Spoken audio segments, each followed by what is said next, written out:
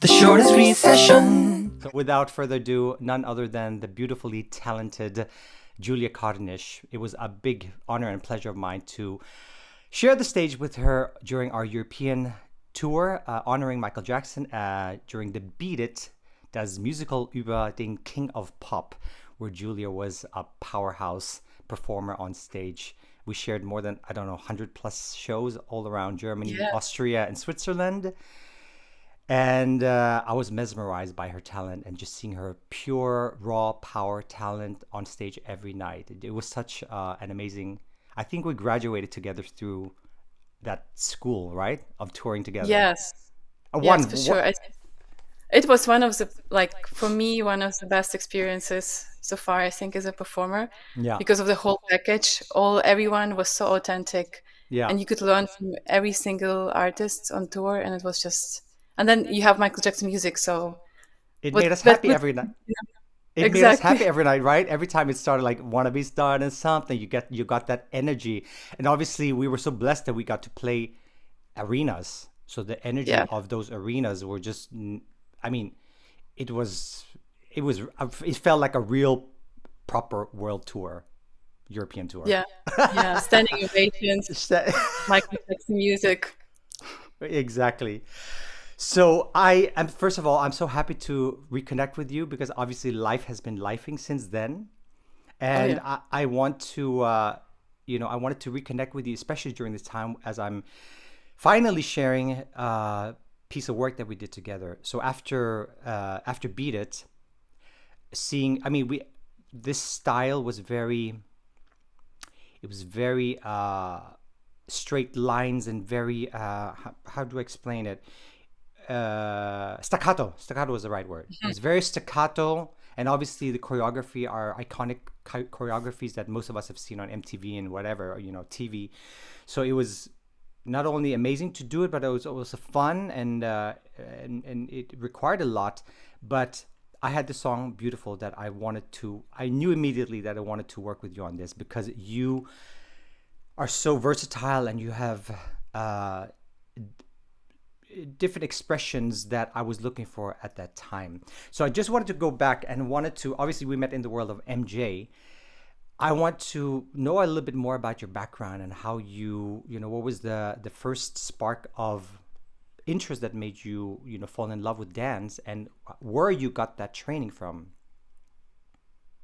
sure. Of course, it would be great to start with that. I'm coming from Ukraine, and I started dance very early when I was 4. Hmm. My mom brought me to kind of a dance art school where we had dancing, singing, and painting. So, and for my character, I think dancing was the best fit, and then it stayed throughout my life. I started with ballet training, and then I moved into ballroom. And you know ballroom dancers. They are super expressive. They are super emotional. They are always extra. Yeah. And you also in ballroom you have standard program where you have waltz and tango, and it's more bit more reserved and a bit like more lines and different type of character. And then you have a Latin program with cha-cha-cha, samba rumba, and every style has its character. And I loved like training in a ballroom exactly because it has this very very special um, versatile like so many styles, and you can try different characters, you can put different emotions on it. And that was a really great start for me as for a dancer. Hmm. And later on in Ukraine, we had a dance academy opened, and it was found by the company from, unfortunately, I have to tell now, Russia. But this company was already very experienced in more commercial work and working with artists and creating their own solo performances. So they had something that we didn't have back then in Ukraine, and they trained dancers the way we didn't train before. And this is where my more stage commercial life started. And what was special about this particular academy was that we were changing styles every 5 6 months, and a lot of value was actually put into stage performance. So we had a lot of acting, we had a lot of working with different type of characters, with different type of emotions, with different type of situations.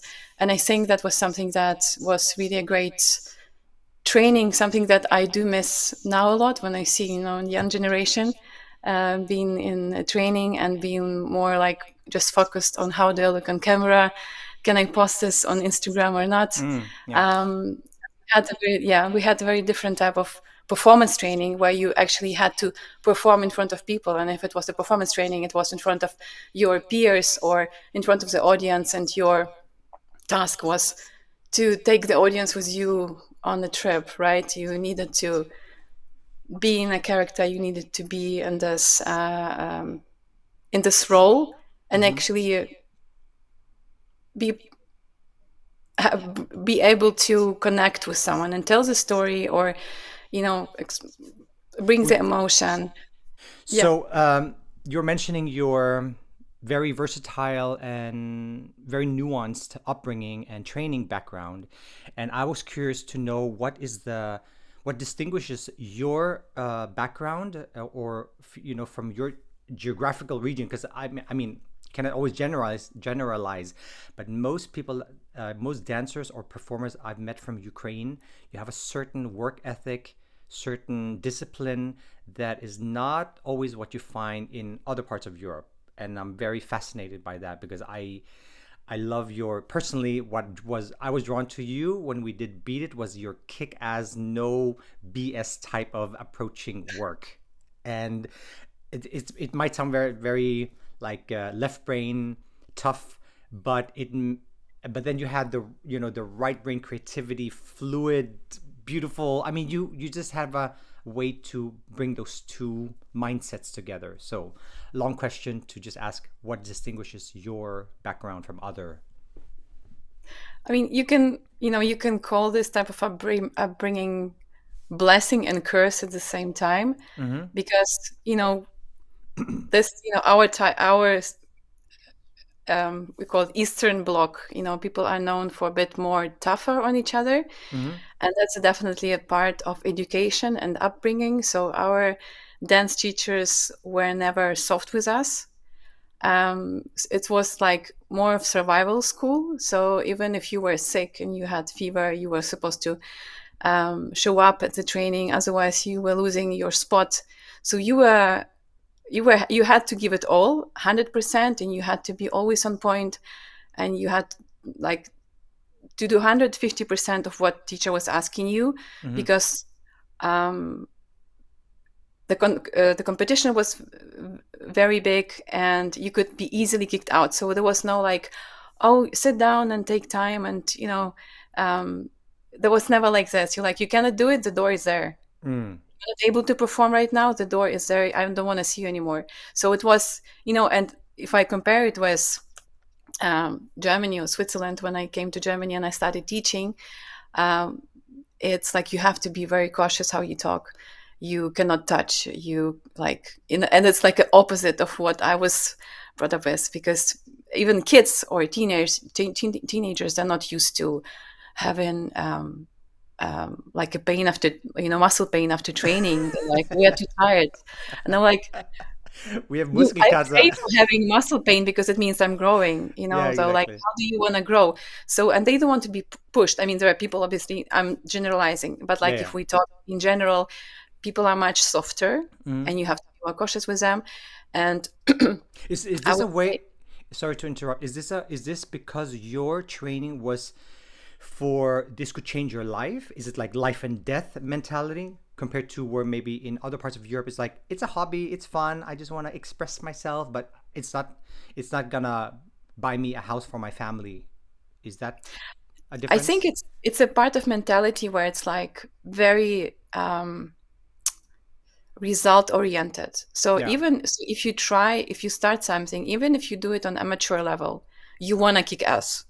You just don't want to be, and it's not only if you do it professionally, I see people like even just, someone starting pole dancing just randomly, friend of mine who never had anything to do with dancing or training went to pole dance, and she was like, I want to go, I want to perform, I want to do this. And it's just because she like started to feel more competitive and she wanted to do more, although it's not a job. She's not, no one depends on this. So I think it's a part of maybe mentality, Yeah. where like if you start something, you really want to be the best what you in what you're doing.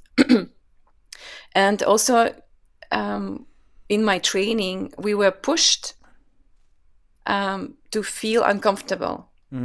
So we had to learn how to feel uncomfortable, be fine with this. Yeah. And this is what helps me if I go for training where I don't feel like I'm very well trained in this style, but I want to, I want to be versatile. So like if you are a hip hop dancer, you do not see hip hop dancers going into ballet class very often, right? It's just because, you don't want to feel uncomfortable. You want to be in your skin, right? Yeah. And that's actually what pushes you back. So in our training, we were thrown very often in those situations where we were feeling uncomfortable, and I think that was a great skill to learn, Yeah. just to to get used to be uncomfortable and just try to thrive in it and get as much as you could out of this.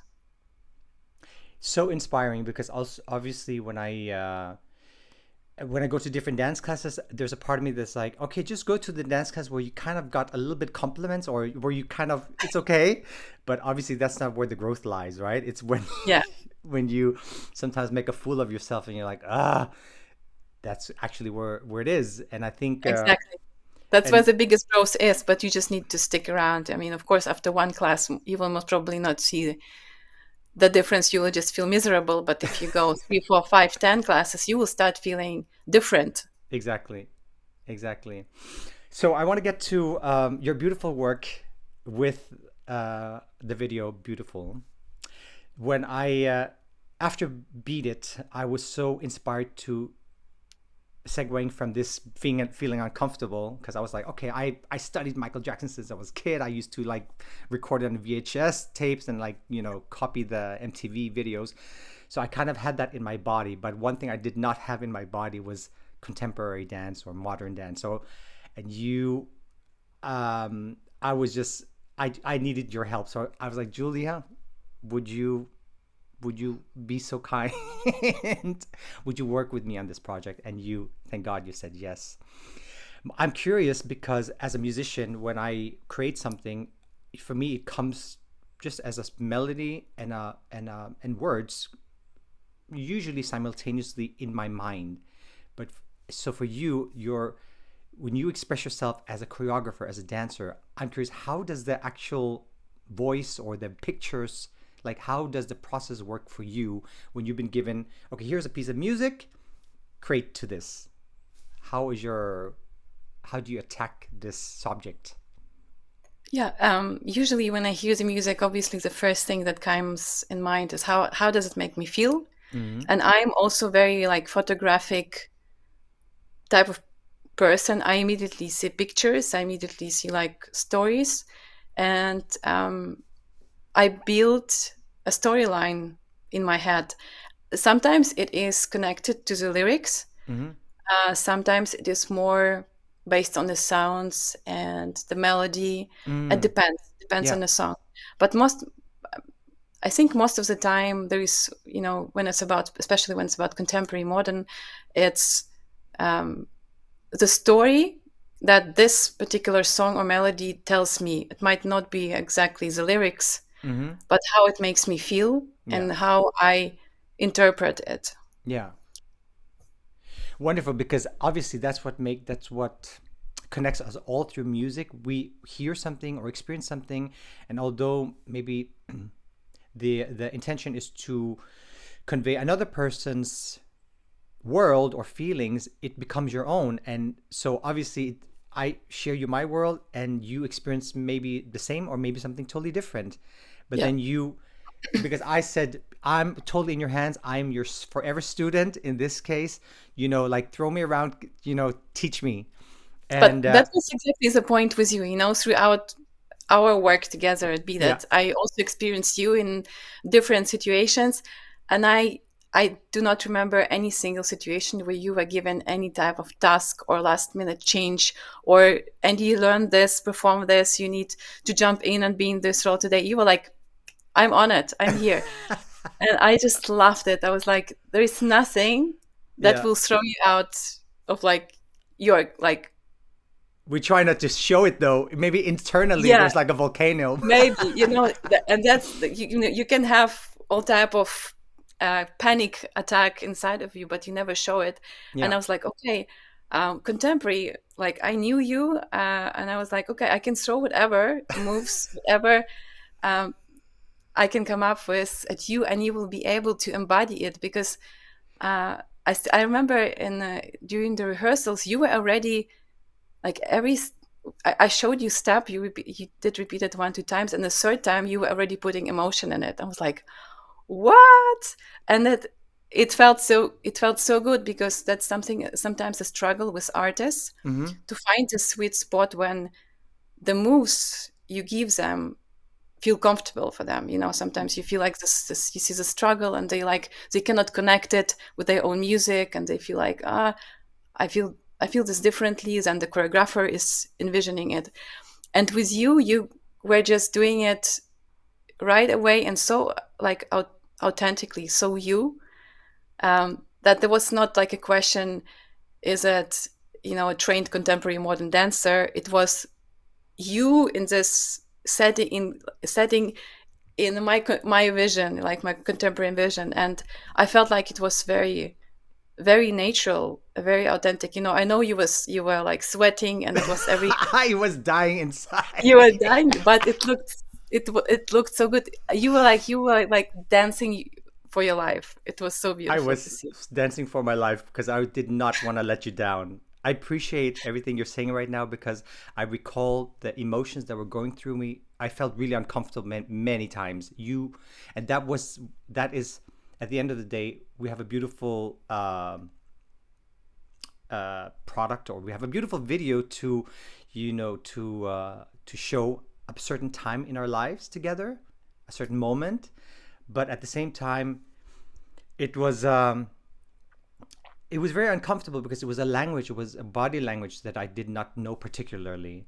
Yeah, And yeah, I think from what attracted me to you personally when we first met was this, your diligence and your work ethics. And I think I could see myself in you, that we shared that same, yeah, well, if I exactly. can't do it, I'm gonna learn it. Because we were many times on Beat It thrown off with different last minute changes.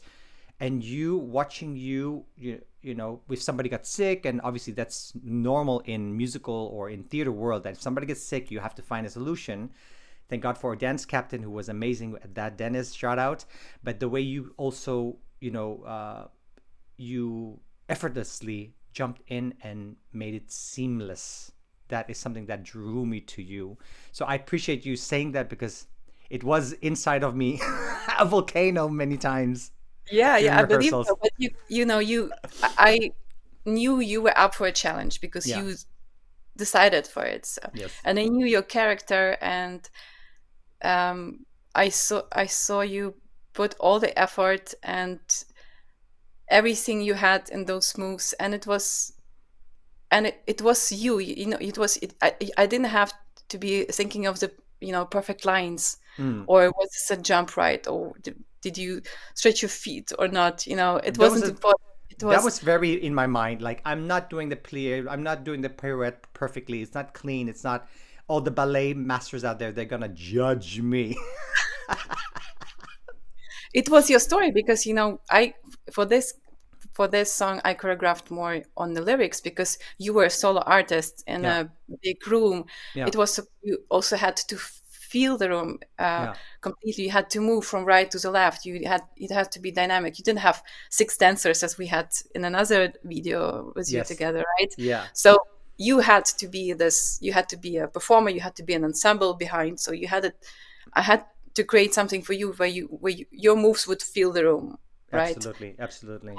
So it wouldn't help if I would choreograph something, step touch and just like very simple things. So it had to be with like volume, with a lot of volume, with a lot of amplitude. And you did great. And I don't like, I looked through some of our videos, Yeah. and I was, wow, like I would, even now, I would, looking at this, I would think that you did some kind of training before in more like a modern contemporary. Oh, that's very sweet of you. I since then I've been taking a lot of contemporary and modern classes or lyrical because it's just a language that I didn't, like I mentioned, I didn't really grow up with, but I find it so Yeah. beautiful, and I can watch ballet dancers, just like videos of ballet dancers, and just like gag because it's so beautiful.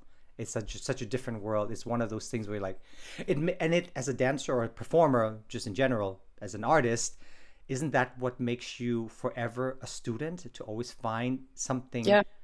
that you maybe cannot do at the moment, but that is the exciting part, because sometimes when we, I mean, when we're working, then you just embody that work that you need to do, and you don't always have the opportunity to train further, but it puts you back into class. It makes you Yeah. humble, and you want to learn more, right?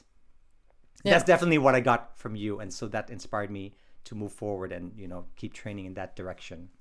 Yeah. And in general, dance field is not something that you got your book, you learned all the steps, and you are fine for life. Okay, maybe in a ballet you have some basics that Mm, you master, and then you use them further. But otherwise, every style, contemporary, jazz, hip hop, any style develops. yeah, So you cannot study it. You cannot get.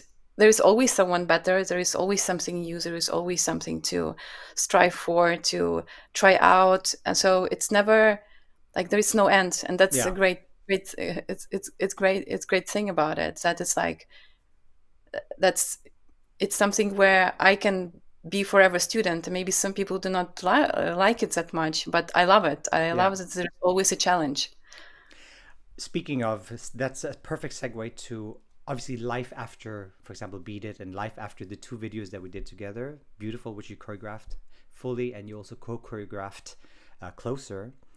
Um, life has been lifing since we last saw each other Oh physically. yeah. You've become a mom, two beautiful kids, husband.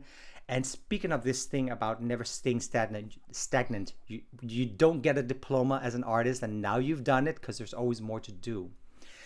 How, since your life has changed, how does the, and also, you know, it's a few years later, how has motherhood life impacted you as the solo dance, or as a dancer, and what impact has it had on you, on your, not only your identity, because I think for all of us, we at some point, it was our identity to be an artist or singer or whatever, dancer. Now you're much more than that. How has that impacted you as a performer? Well, It might be a that's very good, big yeah, question. that's a difficult question to unpack. I have to like, I have now two kids. So I Yeah. had first one, I had a little break, and 2 years later, I got the second baby, and it has been an intense period, especially after I had a second baby, because I just had two little humans that are 100% dependent on me, Yeah. and this was a point where I just had to really push away my needs, and that's something that maybe you, as a mother, the father, not particularly prepared for, because um, this is like this is just a very, very different feelings, very different type of love that comes into your life, and then yeah, you literally have to forget about yourself for some time, Mm-hmm. um, because their needs come first, and they are totally unpredictable. Mm. So it can be in the middle of the night, it can be 5 a.m., it can be 3 a.m. You have to be um, fully there for those little humans, because you are all they have, and they totally depend on you. And for some time, I struggled with that. because I had to let go some of my, maybe ambitions, or I was always worried all the time goes, and I need to be mindful of it. And Mm. dancing career and artist career as like, you have to be young and beautiful and all of this. Yeah, And that exactly. definitely, played a lot with my mind. Yeah. But now when they are growing, the older one is 3.5, and he starts singing and dancing a little bit. Oh, And when I teach, he sometimes come alone and he starts to do some moves. And now I'm like even more motivated to share this with him. yeah. uh, I'm excited to be on stage and for him to see me, because I'm like, I want them to experience me as a performer, as a dancer, as a choreographer, because this is also part of me, and I want my child to To see experience also that. this part of me. So now when they are a bit older and can can understand more, uh, their perception is different. It's now like a second birth for me as an artist, because Yeah. I'm now more motivated to show this world to them. And I see their Beautiful. interest, and like they want to sing and they want to dance, and that's super cute. So Yes. yes, like there is definitely a period of time when the kids are very small, and you have to be fine with Mm. not being able to do as much as you used to. Yeah. Um, um, and for some people, it might be, tough. So it's always good to have a great support system, partner, maybe parents, someone who can jump in. Um, but now I feel like I have even more energy Yes. for this journey, because they're excited and they want to see me, and they're like, "Oh, mom, when are you gonna dance again?" Yeah. And yeah, I think it's an important point to make because obviously our generation, we went through the transition of being pre-parents to some of us parents, and so I see a lot of colleagues that have transitioned into that, and spoken to childhood friends of mine who are singers who experienced this mourning at some point, mourning a part of who they were. yeah, And I think even as we grow older, our body changes, our skills change. We have to refine them. You have to keep working at it because muscles don't work exactly as they did at another point in your life, right? So yeah, I have conversations with other artist friends of how these changes affect us because we've been accustomed for years to function in one way, and suddenly, oh, it doesn't work like that. You have to refine yourself and yeah, redefine yourself. So I think yeah, it's a beautiful topic and a question to ask because it doesn't put us, it assures us that most of us are going through that, and it's perfectly normal and it's okay. yeah. And yes, you will never be that same artist that you were 20 years ago. And I think it's also important for every artist to sometimes step away from their art, Yeah. and not to be so, like as you said, it was our identity, and during the COVID we were not able to do what we were used to do, and it felt like our identity was gone, right, because of Yeah. this. And it's always great to sometimes step away and to see the life outside of our art, Yes. and see, who am I when I'm not on stage, who am I when I'm not singing, who am I when I'm not dancing. Yeah. um, See maybe from time to time what else gives you also this type of, maybe not this type of drive as art gives you, but what fuels you as well, so that you always have, not a plan B, but something else that can give you power. When you're frustrated here, you can go and Absolutely. spend some time somewhere else, um, and maybe grow at something else, so that you're not only just bound to this one particular identity of artistic identity, because it's super fragile. I had, Yeah. when I was 26, I had a hip surgery and I had to walk on crutches for 3 months. It took me 6 months to recover, and for 6 months I was like, who am I, right? Yeah. Yeah. Yeah. And this is a very fragile, it's like it's a great gift, but it's a very fragile gift. Absolutely. And you also have to build a relationship with it. It's never the same. It Mm. like it goes with different phases of our life, right? It changes. it's like a relationship that you need to nurture, you need to rebuild. Sometimes you split, sometimes you go back, and it's a different type of relationship. Sometimes it's a passion, sometimes it's more for friendship, right? Yeah.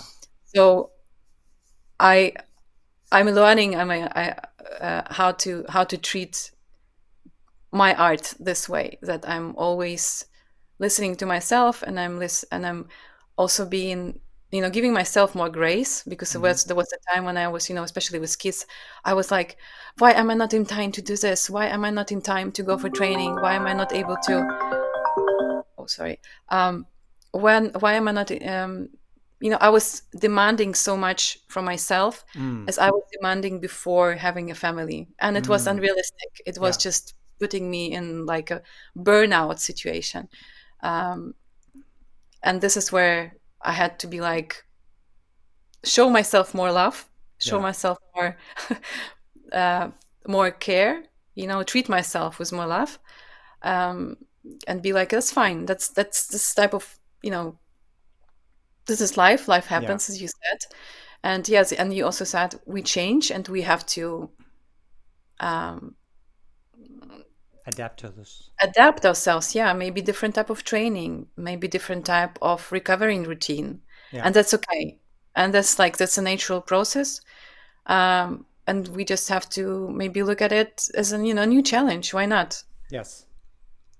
I think for me, I've like you said, it's a beautiful way of looking at it. You and your relationship to your art is it's a real relationship that goes through Yeah, phases.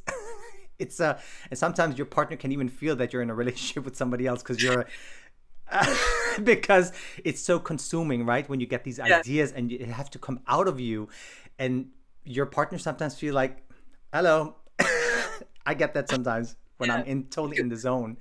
So Because the one time you're in love what you're doing, the next day you're frustrated with how things turn out, right? And then exactly, and but it's really consuming because until it's like manifested through you, right? We're the vessel. It's sitting here, and you have to get it out. It takes there's a span of time that it takes for you to actually release it, right?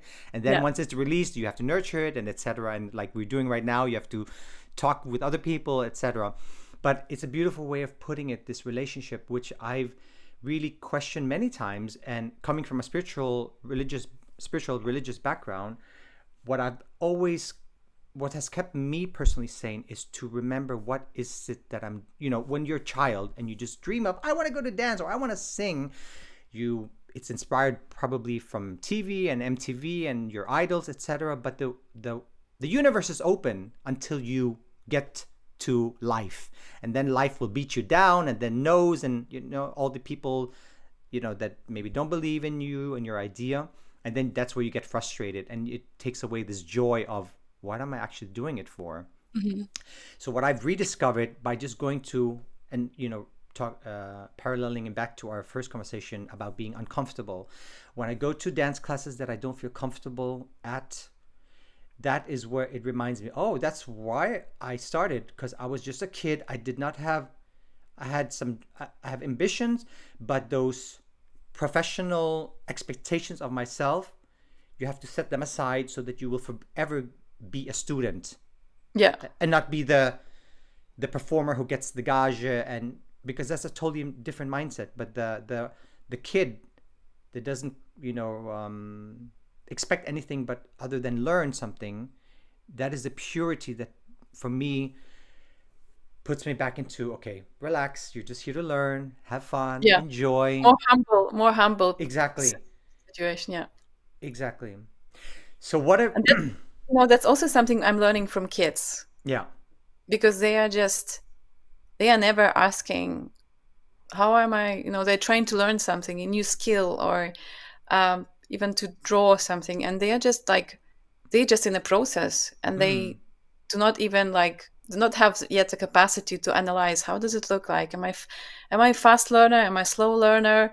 They just keep on doing, and they just enjoying the process, right? They never question it, and Let's that's please something say that, that again, because that is so poignant, that you're always in process.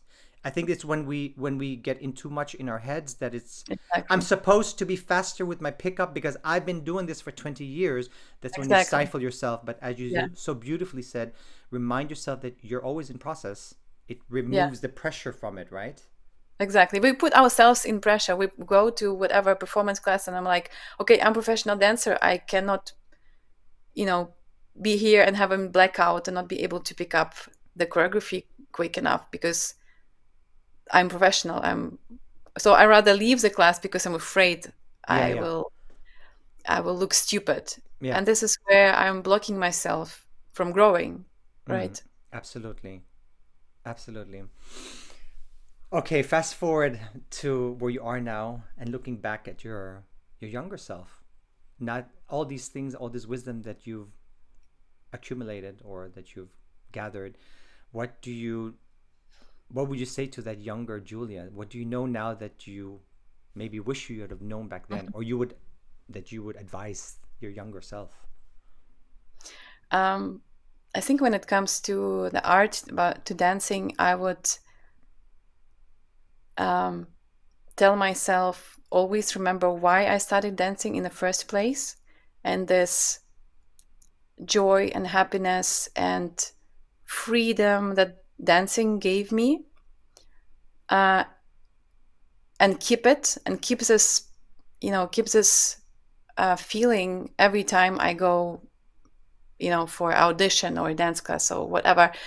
Because what I develop with the time, and I think a lot of people develop, is we depend so much on external opinion, on external evaluation, and we seek this evaluation. And if we do not get this, like a positive feedback, we start to question. At least I was always very much seeking for approval, Mm.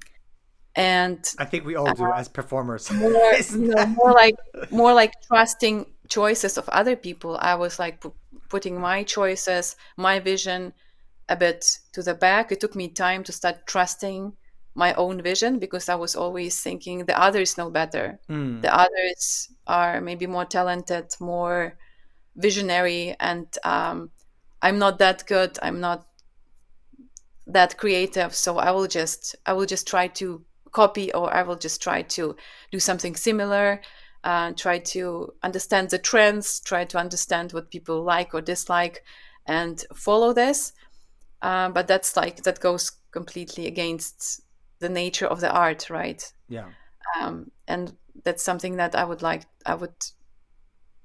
tell my younger self, more to listen more to myself, to my own, and trust myself more, and not to um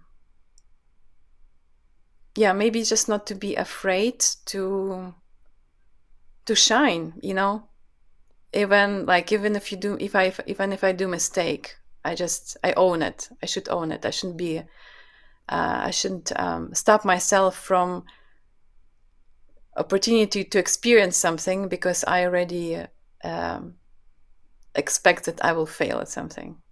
Just Absolutely. be much more open. Yeah, yeah.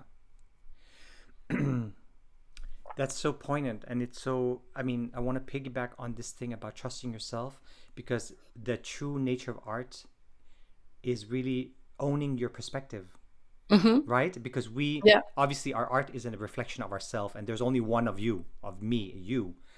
So there can only be that one unique perspective, and that perspective matters because I saw a podcast from a vocalist who I admired for years, who I saw weekly in New York City, and they had a conversation about how much your unique voice matters because everything is frequency, and every your frequency will will attract a certain person who has that same frequency, or you as a teacher, you will find your student. That's exactly what it means. So by allowing yourself to to express yourself, somebody will hear that voice or see that vision that Yeah. you have, which will hopefully motivate and inspire them to keep to share their point of view. And that's how it all trickles down and how it all expands and evolves, right? Yeah. Yeah. Yeah. I think that, I think what plays a huge role right now is social media, Mm-hmm. and that we are so. I mean, I understand this is a great platform. It gives you visibility. It allows you to reach people that you would otherwise not be able to reach, right? Different Yeah. geographies, different countries. But on the other hand, I think it's um, what I see, especially in the dancers, in young dancers, they look, after choreographers that are very trendy, Mm-hmm. and try to copy the style because they believe that this is what will, bring them more following or Mm. more fame or more recognition Yeah. because, oh, this works and this choreographer is sick and everyone wants to take this choreographer's classes and wants to do this choreography. So I should, try to be do something similar, right? So this will work because it's not anymore about like the value on the social media. It's not anymore that much about authenticity, but it's about how much followers you have, so how much, Mm. how many likes you get, how many great comments you get. And I think it has both. It offers both great platform for artists, but I think also has a huge negative effect Yeah. because there is this hunt after trends, Yeah. right? It segues perfectly into the song "Beautiful" because the song "Beautiful" is not only a love letter and a song about relationships, but it's about the duality in life and the Yeah, duality in love, the dichotomy. Life is one big dichotomy. Love is one big dichotomy. There's the two yeah, sides. So we see exactly as you're saying the beautiful part of social media, but also the opposite side of it because you can get lost and forget your true, you know, motivation what you're doing it exactly. because it Yeah, gets clouded in.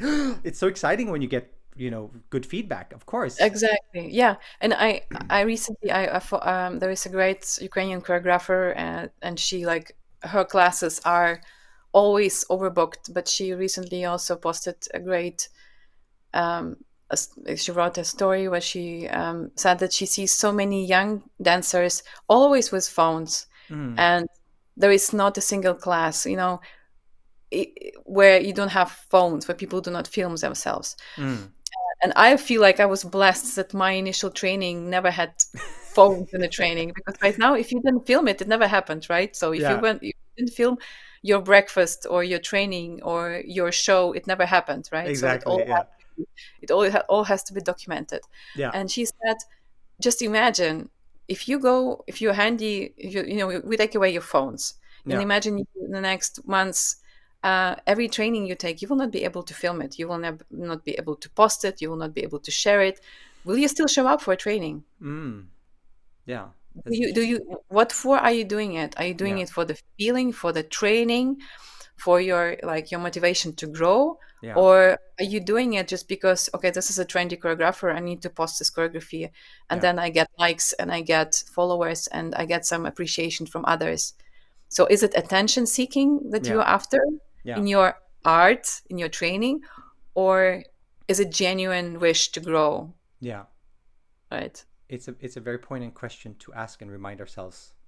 Yeah, what for? Yeah, What's your what is it? motivation behind it? And it's, at some point, I think it's also important we change. And I see a lot of people, among my colleagues, that quit, right? They Hmm. not anymore, they go into completely different fields. I also have a very different second passion in science, and I'm Yeah, still trying to juggle those.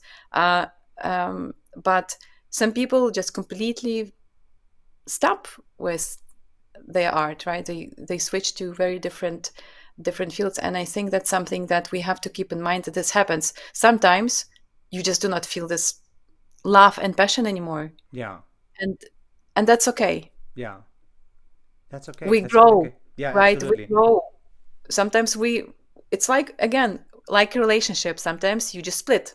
Yeah, Sometimes you just realize it doesn't work anymore, yeah. And that's okay. and that's okay. So That's I just okay. move on to something else, right? Yes, and absolutely. i and I think it's great to, to be thankful for this portion of life, for this journey, for art, for whatever you had that was supporting you throughout this period of time and let you grow, let you be who you are right now. Yeah. That's okay if you move on. As a teacher and as a choreographer, and you having students, I know what I got from you, but for the people who haven't met you in person or worked with you, what are the things that you want to leave when you want to leave them? What is the it sounds very big, but like what would be your legacy if you have people thinking, oh, Julia Karnysh, oh my God, this Julia Karnysh, I went to her classes and she taught me so much. What is the thing that you would leave behind from all your work in art?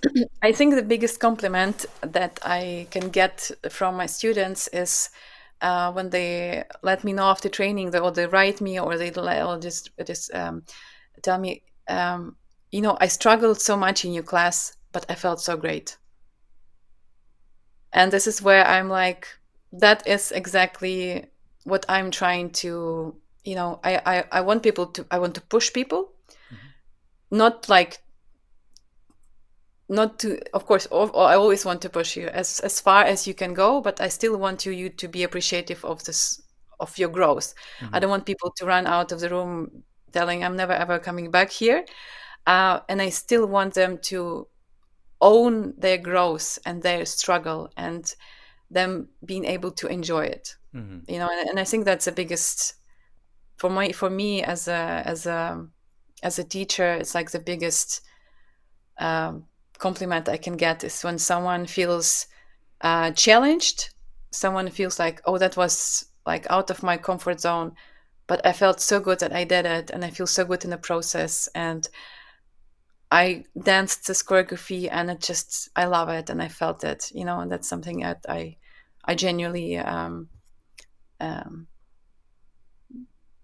love hearing, and because it also um, reminds people, why we dance, right? We Yes. dance because we enjoy it, we connect with each other, right? It's still a social thing. Yeah. It's a language, right? I can maybe dance and express myself better than I can do when I talk to people. I can tell Mm-hmm. much more in the Yeah. movement, in the dancing, and uh, when I can enable others to do the same, to um, find this new language, find this new way of express themselves and grow in it. This is where I feel like my job as a teacher, where I'm happy about it. Yeah. Is done.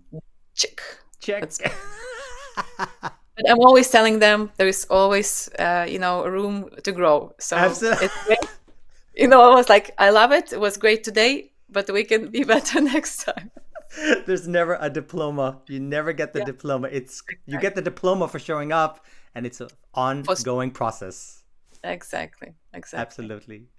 Julia Karnysh, what a joy and what an honor to see you and share with you again. I truly love you and I appreciate the work that we've done together. It's been so much fun. And I can't Yeah. wait for you to see the final edit, which I will be sharing quite soon. I thought it was very important to connect with you, not only for personal reasons, but also for professional reasons, because we've experienced so many things together, but also individually. And I know that your wisdom and your path may inspire other people as well. Thank you so much, Andy. It was Thank you. it was such a great experience with you, and I learned a lot from you, from the way you immersed yourself back then in like the whole creative process and learning. It was a huge learning for all of us, right? Hmm. But some people took a bit for themselves, and some people really did dive in and took as much as possible. And I think you were definitely one of those people. And I feel like you grew so much. I could see you from the beginning till performing on stage and being like up to whatever challenge was thrown to us. And you were like being able to jump into any role and sing any tone, any song. It was just great. And I do agree with you. We are very similar in this regards, and Absolutely. yeah, and we definitely connected on this level as well. Yes.